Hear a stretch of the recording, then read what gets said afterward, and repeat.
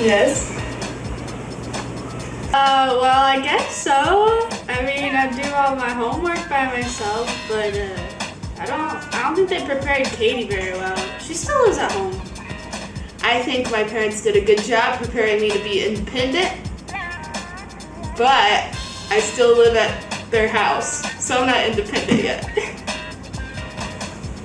I think I'm pretty independent, so I think they obviously did a good job, because I have a lot of independence. I think it was good. Well, they're not going to let me live in the basement for the rest of my life until I'm 40.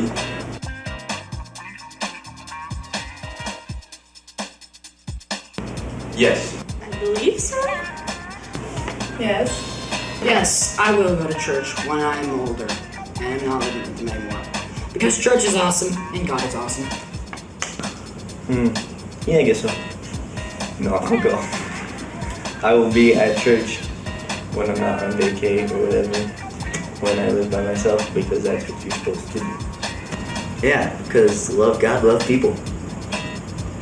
Yeah, I did that when I lived on my own. I went to an Anglican church. It was cool.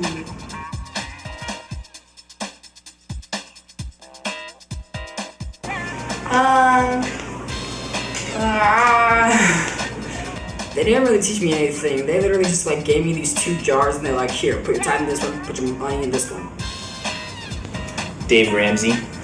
Managing my money was give 10% to the church. Save it, don't spend it all in one place. And yeah, tithe. Don't spend money you don't have. My parents, when I was younger, taught me the 10-10-80 concept, where it was like tithe 10%, save 10%, and then, use the 80% for like bills or clothes or whatever, spending money. I don't know. I mean, I do know. Oh, that's scary. Putting our kids in front of a camera. And we let them say whatever they wanted to say. We didn't prompt them. In fact, we weren't even here for that. So over the next few weeks, as we do this series, you're going to get to see some other interviews from our kids. We ask some questions. It's only fair that you see how we're doing with our kids if we're going to talk to you about what the Bible says about parenthood. Well, I want to welcome everybody as we start this series. This series is so important for all of us. Some of you are saying, well, I'm not a parent. I came on the wrong weekend. No, if you have influence with a kid, if you're a parent, an uncle or aunt, if you're a grandparent, or if you've ever had parents, anybody? This is for you. And I'll tell you why it's so important for us right now as a culture. Even this week, we saw in the news what's being dubbed as the thrill kill in Oklahoma. And we're like, how could that happen? Well, it's because of this very thing. We are not shifting as a culture. We are not pointing this generation toward God. So we're going to talk for a few weeks. How do we do that? How do we change things?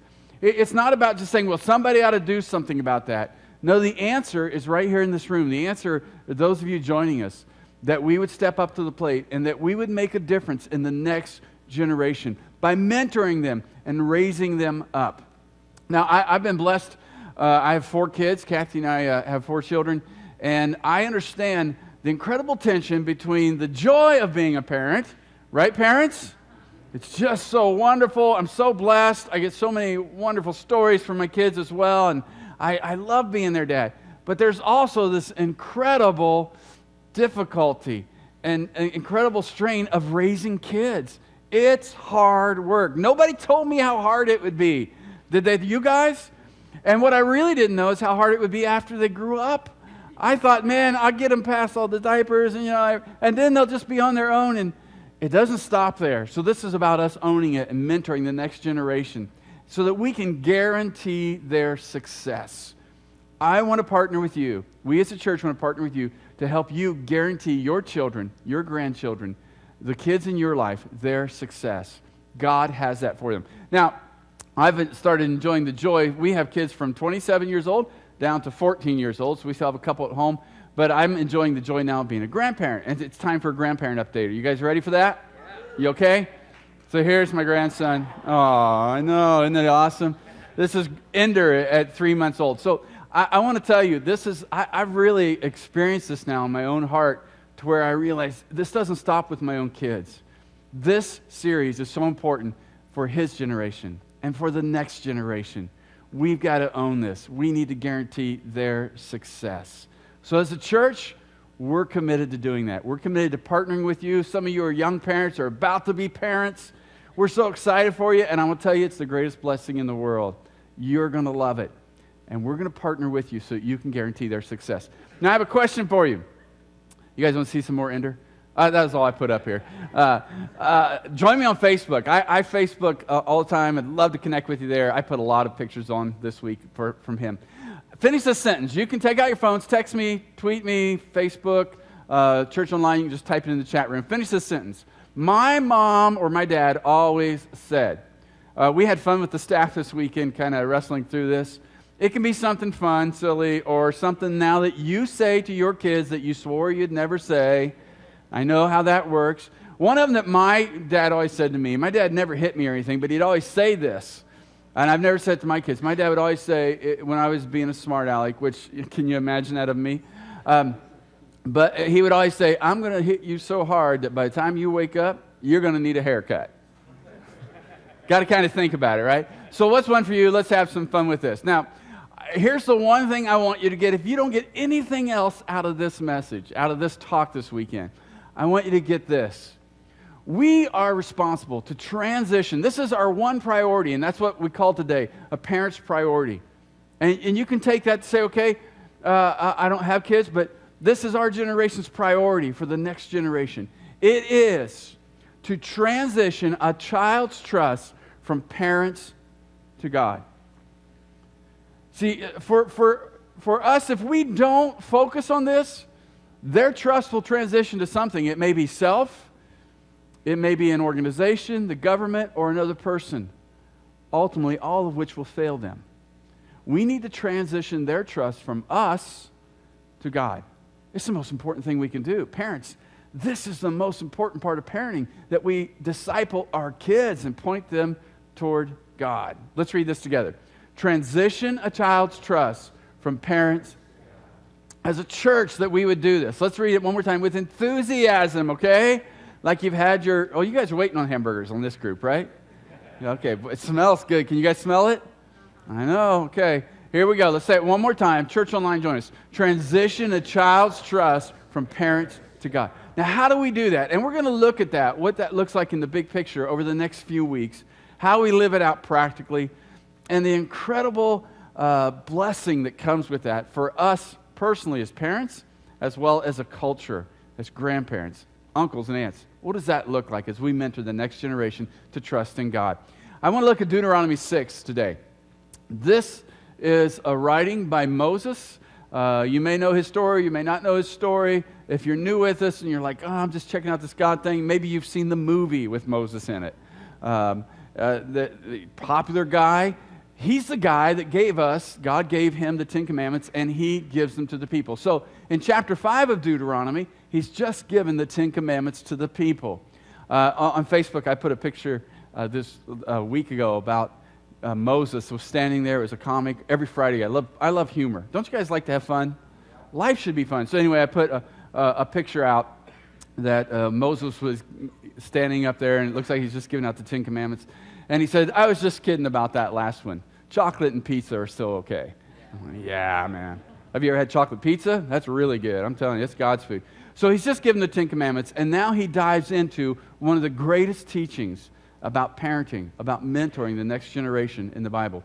These are the commands, decrees, regulations that the Lord, your God, commanded me to teach you. And some of you would say, well, I don't know them all. Well, you probably could quote a couple of them, like don't murder, don't steal, those kind of things. You must, what's it say? Obey them. This is for us. We are to obey them. And he goes on now, and he says, here's some of the benefits. Obey them, and you and your children and your grandchildren must fear the Lord your God as long as you live. Now, I want you to see that when God gave us this, when he gave us his word, when he gave us his ways, he's not giving us some guidelines so he would say, you guys, I don't want you to have any fun. What he's saying is, I want you to live this really great life. Jesus said a rich, satisfying life. And that's what we want for our kids. My kids didn't grow up with rules from me because I didn't want them to have fun. I didn't want them running in the street when they were little because I didn't want them to get hit by a car. And as parents, we'd all go, I understand that. That's what God does. He says, look, I have a rich, satisfying life for you. So here's some guidelines. If you'll live by these commandments, you'll live this rich, satisfying, fulfilling, Jesus said, a fulfilling life. That's what he has for us. And I want you to see from this verse, it is multi-generational. What we do, how we live our lives as adults, passes on to the next generation. And not just our kids, not just those that live in our home with us, but our grandchildren. It passes on. He goes on, he says, here's a little bit of the benefits. He says, if you obey all these decrees and commands, you will, read it with me, you will enjoy a long.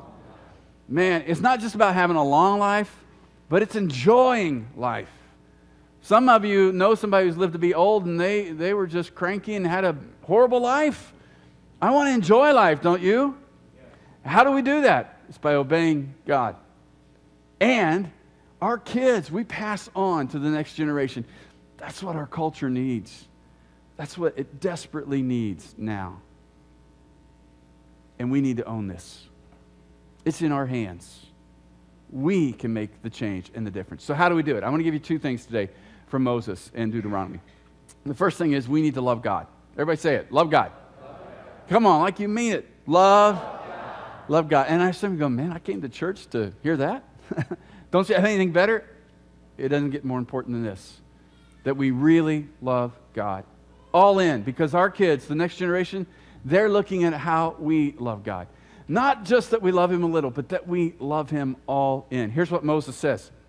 Listen, O Israel, Lord our God, the Lord is alone. Very important phrase in the Jewish tradition here. You must love the Lord your God. Let's start right here and read this together. And you must love the Lord your God with all your heart, all your soul, and all.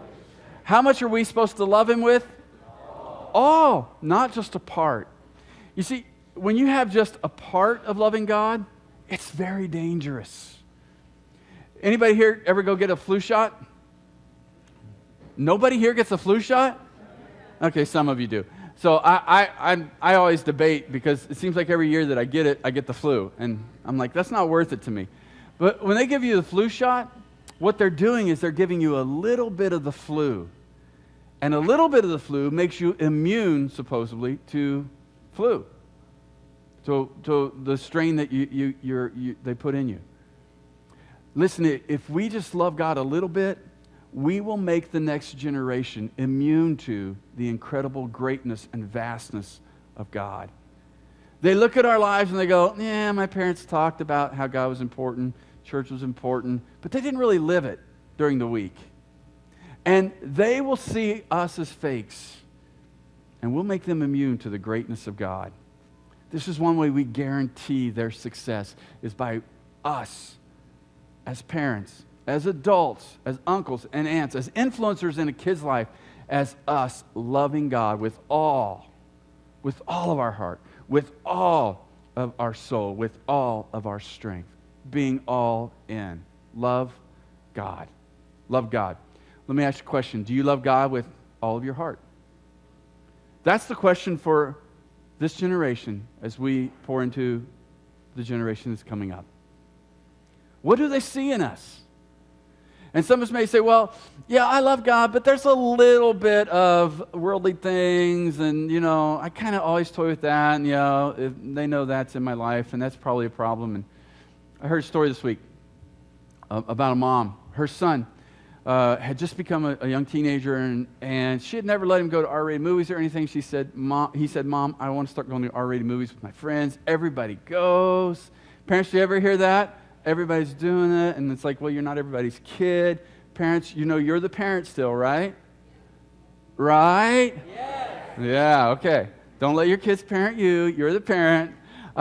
So anyway, he says, everybody's doing it. Oh, she said, okay, I tell you what. I don't like what goes on in those movies. There's some things in there I just don't think are appropriate for your life. He goes, Mom, it's just a little part of the movie. I can overlook it. She said, I'll tell you what, I will let you go to those movies if you'll make a batch of brownies with me and you'll lick the bowl and eat the brownies. And I mean, what teenager's like, oh, I'm all in. I would be all in, wouldn't you? Great, I'll do it, Mom, and then I can go to the movies. Then you can go to the movies if you'll do that. She said, now, I'm going to put a different ingredient in. I want you to go out back and get some dog poop. He goes, what are you talking about? Just, you said you'd do it. Go get the dog poop. Comes in, he's got dog poop. She says, I need very little. She breaks one right in half and puts it in there. You know. She mixes it all in. And you go, what are you doing? You're ruining the brownies. She said, oh, you know, and so she pours the bowl into the pan, puts it in the oven, and then there's the bowl. And don't you love to lick the bowl? I mean, give me a half gallon of milk in the bowl, and you can forget the brownies. I just would rather her leave it in the... Anyway, she says, okay, son, now you said you'd lick the bowl. Here you go. The bowl's all yours. And he goes, Mom, there's dog poop in that.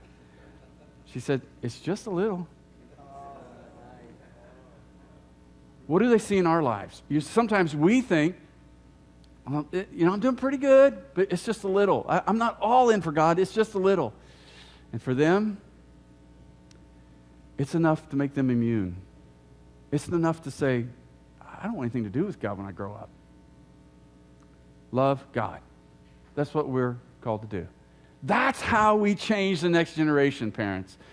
That's how we guarantee our kids' success. Second thing is we need to lead our family. We need to lead our family. I heard a quote from the Duke of Windsor this week. He, on a trip just getting back from the United States of America, he said, what I love about the American family is this. It is amazing how well the parents obey their kids. Which one is it in your life? Are you kid-centered or are you God-centered? I can't tell you as a pastor over the years how many couples, after the kids have been raised and gone, it's the number two time for divorce. 5 years is the most, 25 years is the second because the kids are gone, and everything was about the kids, not about their relationship. And parents, I want to tell you the most important thing you can do for your kids, love God and love each other, that your marriage stays stable. That's what they want more than anything. Love God and lead your family. Lead and influence. All of you say, well, some of you are going, well, I don't have kids. You have influence with some kid. You can make a decision to have influence with some kid. Let's make a difference in the next generation. In fact, I want to tell you, the grumpiest people I know, they don't know a kid. And some of you are like, well, I don't like kids. That's why I don't know them. And we don't like you, probably. I want to tell you, you get a kid in your life, one that you have to get down on your knees and look in their eyes and still hear the wonder and joy of living, it'll change your life. And people will like you more because you will have a different attitude.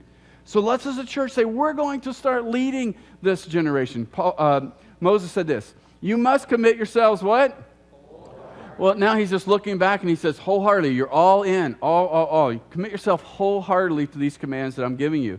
Then he goes on and gets real practical. And he tells us, this is what it looks like to be wholeheartedly all in for God. He says, repeat them again and again to your children. How are we doing, parents? Do we talk about it? Do we repeat it? Do they hear us talk about it, or is it just the church? And everything else is the sports stats. And I love sports. My kids hear that.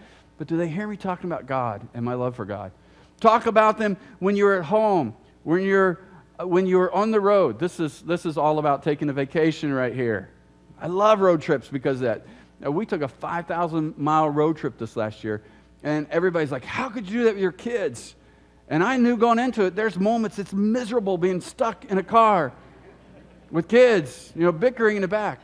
But we look forward to it because it forces us to have conversation with one another. And it's limited time with the earbuds and the headphones. It's like, no, we're going to talk. And after a while, they're like, well, I'm not going to have fun doing it. Yeah. After a while, you can either just keep being miserable, and I know how to make their lives more miserable. The more they act miserable, the worse I make it, and pretty soon they're having fun and we're talking. Man, talk about the things of God. And when you are getting up, he goes on, he just gets radical. He says, tie them on your hands. Wear them on your forehead as reminders. Write them on your doorpost, the doorpost of your house and your gates. In other words, Moses is saying, look, lead your family. Let this be real, wholeheartedly, all in. Love God, lead your family in this. How do we change the next generation, transition them from trusting in us as adults, as parents? And some are going, well, I've never trusted my parents. Yeah, you did. When you were a baby, you trusted completely in your parents to feed you, to clothe you, to change your diapers. And then the transition begins. What are they transitioning to?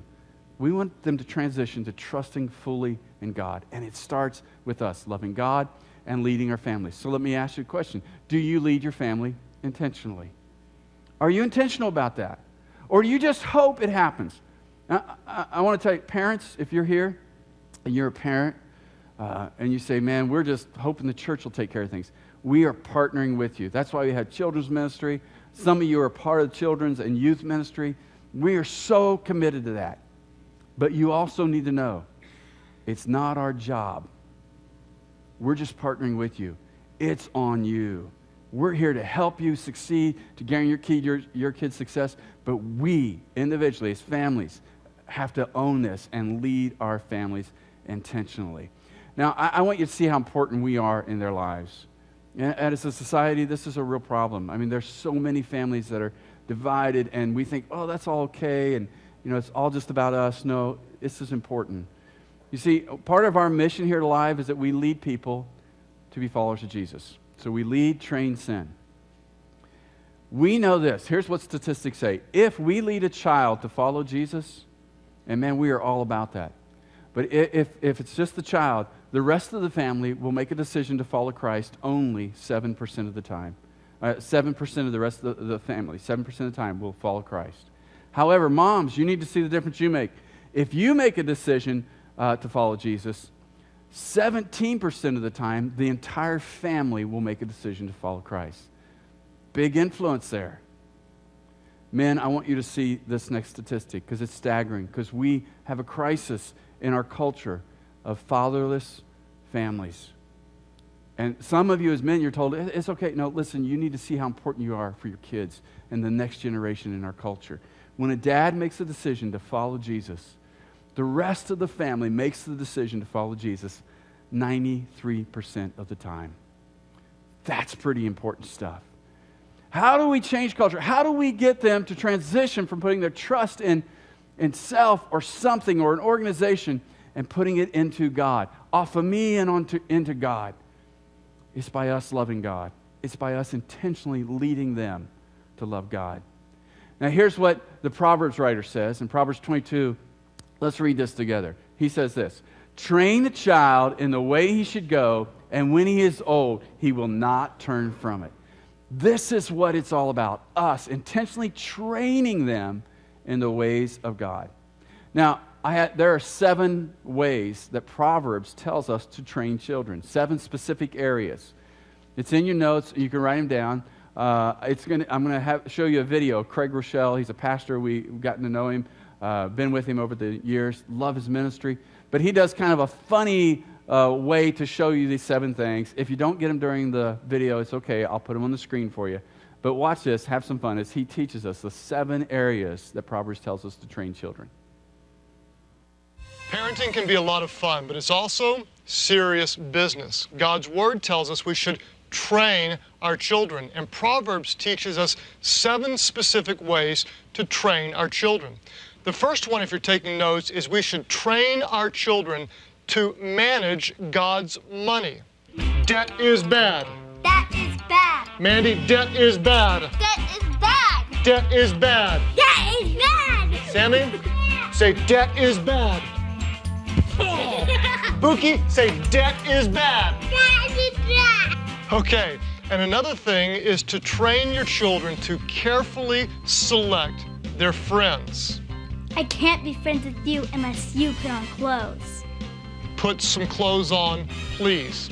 Another thing, if you're taking notes, is we need to train our children to watch their words. Don't let them say, Oh, dadgummit. Mookie, don't say dadgummit. Another way to train our children is to be responsible. Remember, boys, there's some things that we do for the ladies. Put the toilet lid down. Put the toilet lid down.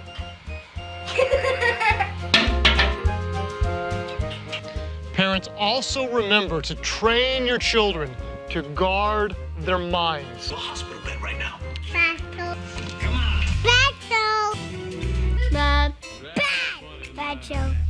And also, parents, remember to train your children to be generous. Speaking of generosity, it's time for an offering.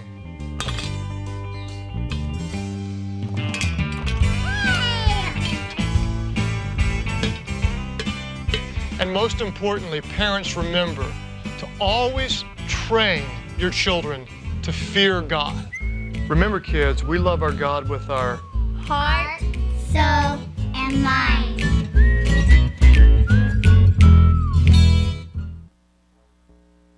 The fun there, and if you didn't get those things, I'll throw them up here on the screen. This was Proverbs says these are 7 specific areas that we're to train our children in, parents. So we're going to kind of wrestle with some of these over the next few weeks. And what does that look like so that we can help transition their trust from us to God? And as we do, we'll guarantee their success. That's what we're all about as a church.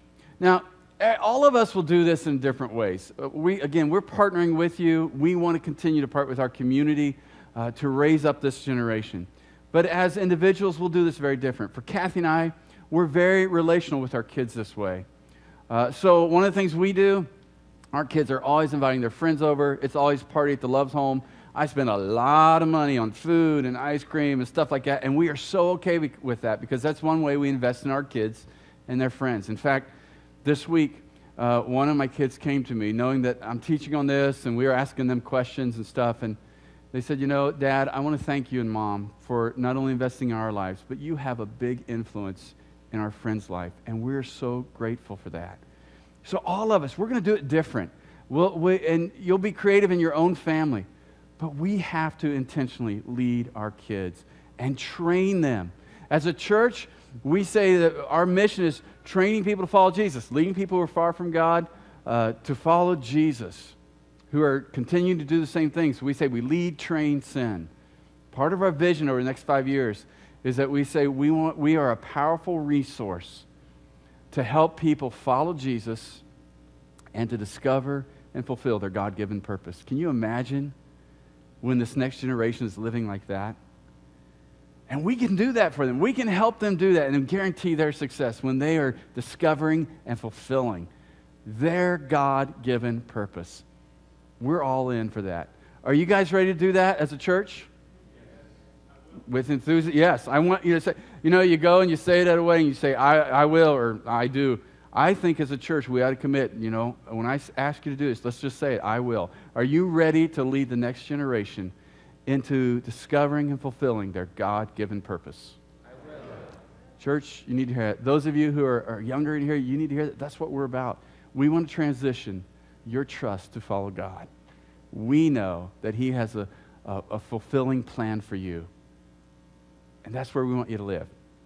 Are you leading your children, or are your children leading you? And we're going to wrestle with this for a few more weeks, being Christ-centered versus kid-centered. What's the difference, and which one's healthier? And how will our kids live better lives when we are Christ-centered? Now, I asked you a little while ago a question. What did your mom or dad, always say to you? Several of you answered. And so I want to read you a couple of them. Some of them are funny here. I was reading them during the video. One of them said, will you and your sister ever be friends? What's the answer? Oh, it's different for all of us, I guess. I won't say. My sisters can watch this online. I love you guys. You're my best friends in the whole world. Here's one. The day you don't pick up a penny is the day you make too much money. My dad never said that to me. Here's one. I like this one. Life's not fair. Get used to it. A lot of mercy there, Dad, Mom. I heard this one many times. Just wait till your dad gets home. Anybody say that to their kids nowadays? Yeah, let me read one more. I don't understand this one, but my dad always said to me, my brother and I, soy sauce is thicker than water. Isn't that blood is thicker than water? I don't know if soy sauce really is. There's a couple other really funny ones here. Oh, I heard this one too. If you keep making that face, it's going to freeze like that. Just telling you, parents, the more you lie to your kids, the more they're going to question what you're saying about Christ too, okay? Listen, we are all in doing this, and there's a couple things. We say, yeah, I want to do this. There's a couple things we can do to really live this out. If you would, take out your connection card. We have on your connection card what we call next steps around here. In other words, we say, okay, we don't want to just hear the talk and what the Bible says. We want to live it out this week. So how are we going to help this next generation transition their trust to God? Two things I want to ask you to do. First, I will attend the entire Parenthood series. So it's 4 weeks. You got one down, 3 more to go. And we would say, hey, I really want to learn how to influence and mentor not only my kids, but this next generation. Let's commit to spending a few hours over the next month doing that. Now, if you say, well, I've already got a vacation plan, I can't be here. Well, the great news is we have church online. It's archived. You can get caught up. I mean, I love having you here in this atmosphere, but we provide that so you can always get caught up. Let's take this serious. Let's change our culture for God's good and for the sake of our kids and our grandkids. The second thing is that I'll get involved in a life group. Now, why is that important? Because you need to have other adults who love God who are going to speak into your kids' lives. At some point, they won't value your opinion. I know that shocks you, parents, but at some point that happens. But they will listen to other adults. So you better help form those relationships before that time. Now, for some of you say, well, I don't have any kids in my life. That is a great place for you to connect with some couples or someone or a single mom that has a kid that you can begin mentoring and pouring into their life. I love when we have life group on Wednesday night, groups breaking up and the kids are all coming in. I love it when those adults speak to my kids and speak into their life. It's so important. And I see them around the church speaking in my kids' lives. That is so valuable because I know someday they're not going to listen to me anymore. But they will hear the opinion of you as adults. Let's help transition this next generation. Let's transition them to trust in God. Now, I showed you a picture of Ender, my grandson, and so this has become very, very important to me. I really did. When I first had kids, I thought, great, I'll do my time and raise my kids. I love them. They give me so much joy, but then I'll be free. And now I've realized, this goes on, and I see the value even more for the next generation, my grandkids, and beyond that. We don't retire from this, adults. We are making a difference for eternity. So just having a grandson just born, I got a book coming out, and I just wrote the dedication. It's getting ready to go to press this next week. So I wrote the dedication this week, and my wife was shocked. She's like, who are you going to dedicate to? I said, it's going to Ender, my grandson, and here's why. I want to read it to you. This book is dedicated to my grandson, Ender. Your life as God's masterpiece began just as I finished the last chapters of the book. Seeing your life begin reminded me of how God has created us all as his masterpiece. Ender, live your life as God's masterpiece. That's why we're doing this series. Because we as a church, as parents and adults, we are committed to influencing and pointing this next generation to living the life God has for them. Would you pray with me? Father, in Jesus' name, as we come to the end of this talk, beginning of this series, would you speak to our hearts? There are some people listening to me right now that would say, I need to really step up my leadership and my influence to the next generation, to my kids, my grandkids, to my nieces, my nephews, neighborhood kids. If that's you, just make that a prayer commitment. Say, God, here it is. Would you help me? Would you help me to influence the next generation and ultimately our culture to put their trust and their faith in you? I'm making that commitment right now. Maybe you've never made a decision. You're here and you're like, I'm just kind of checking out this God thing. But your experience, the feelings, and you're like, oh man, I see God loves me, and I'm so glad to hear he has a purpose and plan for my life and my kids. It begins with you loving God. And you can make that decision right now and say, God, I want to invite you into my life. Would you just forgive all the guilt and the shame and the sin of my past? Help me to begin this journey with you today. And help me to pass it on to my kids, my grandkids, this generation. Lord, over the next 4 weeks, would you change us as a church to be very forward-thinking in our vision and looking forward to helping and empowering the next generation, not only them, but us, to discover and fulfill our God-given purpose. In Jesus' name, amen. Thank you, Jeff. You know, he set the bar pretty high for this series on parenthood, and I'll have a chance in a couple of weeks to be teaching. And it's just, realizing the impact, as Jeff talked about Ender, and how our life goes on and how our influence goes on, and we don't retire from being an influence. It's an amazing thing. So while the series is called Parenthood, and it most definitely applies to parents, it applies to all of us as well, as we seek to impact and influence the next generation and the generation after that. Thanks again so much for being here today. Just want to draw your attention to a couple of things. The connection card, you've got a link there right below the chat window where you can indicate a prayer need, perhaps, something else going on. Let us know maybe of a phone number change or whatever it might be. Also, there's a donate button there. God is using Alive Church in some cool ways in Tucson and around the world through online, and it's through your generous gifts that he is allowed to do that God can work through those things. So thank you so much for your faithfulness in supporting Alive Church. We really appreciate that. Life groups are coming up. We've got a whole new semester of life groups beginning in a few weeks. Check those out online if you're in the Tucson area. You can check out where one of those might be in a physical location here. Also, Don and Margie host an online life group as well. So check that out too, because that's where we really build faith in community. Don't just go about your life and forget about today's message. Let it speak into your life. Find someone to talk it over with. It may be your family, your friends, maybe even your life group. And as you talk it over, think, what is the next step I need to take so I can grow in my spiritual life? Talk it over.